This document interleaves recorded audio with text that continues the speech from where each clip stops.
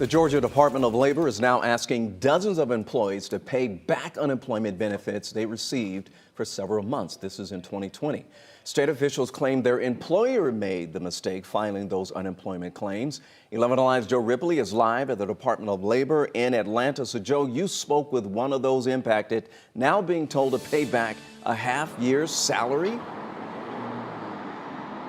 Yeah, can you believe that, Ron? Stunning news tonight. A former employee I spoke with at this restaurant group, the employer says she and about 50 others she believes are impacted, being asked to pay back thousands to the Georgia Department of Labor. For Casey Carlson, the news was simply flooring.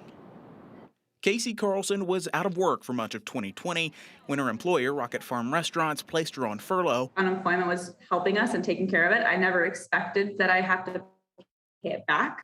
Now, more than a year later, Carlson is getting these notices from the Georgia Department of Labor saying she was overpaid. The weekly amounts added up to nearly $28,000. Half of my year's salary. I mean, I can't live if I pay that back. We required employers to file on behalf of their employees during the beginning of the pandemic. It was a much better way for us to get these employees paid quicker, more efficiently. Kersha Cartwright with the DOL says Georgia processed more than 3 million employer-filed claims for unemployment in 2020, but one misspelling, social security number out of place, or wrongly written wage could lead to unintentional fraud. And that doesn't happen often, Cartwright says. We're in charge of managing state and federal funds. So if there are state and federal funds that went to the wrong person, we're required to recoup those. Cartwright says the restaurant group is to blame in this case. She says the DOL is in contact with Rocket Farm Restaurants to get that money back. In a statement, the restaurant group said they are investigating and plan to submit revised earnings statements in the near future.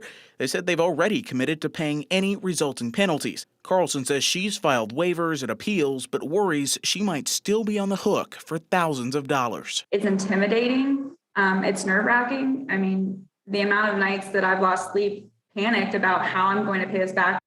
Man, we're back here live once again, almost $28,000 here, Joe. So these claims were filed in 2020.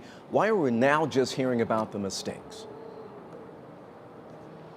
Well, I asked that same question to the Georgia Department of Labor. The folks over there told me that they have to look through quarterly wage earnings from 2020 to now. It takes some time to do that, to compare those numbers. So that's why we're just hearing about that now, to look through, see if there were any mistakes. But the Georgia Department of Labor told me it is still following up with those impacted, those who lost out on those wages and are being asked to pay those back. They said anyone who files a waiver would likely not have to pay the money back themselves. Ron. Well, thanks for being on top of that story for us tonight, Joe.